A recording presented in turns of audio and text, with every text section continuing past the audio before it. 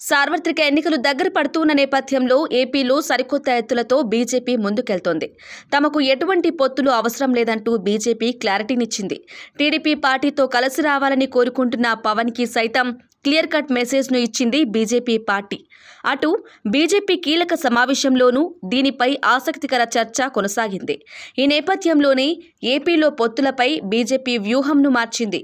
ఓవైపు పొత్తులు తమకు అవసరం లేదంటూనే మరోవైపు తమతో కలిసి వచ్చే వాళ్ళు ముందుకు రావాలని కోరుకుంటోంది. రెండు చేతులు కలిస్తేనే చప్పట్లు. అలాగే మాతో కలవాలని అనుకుంటున్న పార్టీ కూడా ముందుకు వస్తే పొత్తుల గురించి ఆలోచిస్తామనే సంకేతం రాష్ట్ర బీజేపీ నేతల నుంచి వచ్చినట్లు తెలుస్తోంది. అయితే ఈ పొత్తుల అంశాన్ని బీజేపీ పెద్దల దృష్టికి పవన్ తీసుకెళ్లిన మాట వాస్తవమే అయినా మాతో కలవాలనుకునే పార్టీతో పవన్ ముందడుగు వేయించాలని బీజేపీ నేత సత్యకుమార్ ప్రశ్నించారు.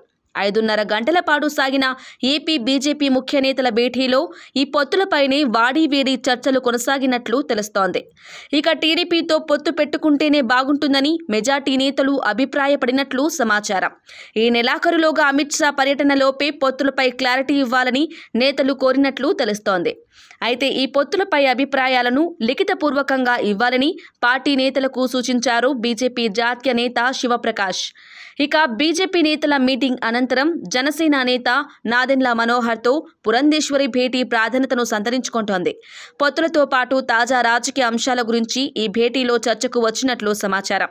అయితే ఇది కేవలం మర్యాదపూర్వక భేటీ మాత్రమే అంటున్నారు నాదెండ్ల మనోహర్. అయితే అటు బీజేపీ నుంచి కూడా ఇదే రియాక్షన్ వచ్చింది. జనసేన తమ మిత్రపక్షం కాబట్టి నాదెండ్లతో మర్యాదపూర్వక భేటీ మాత్రమే జరిగినట్లు సమాచారం. అయితే ఎన్నికలకు సమయం తక్కువగా ఉన్న నేపథ్యంలో అన్ని పార్టీలు ఎవరి వ్యూహాలు వాళ్ళు రచిస్తున్నారు.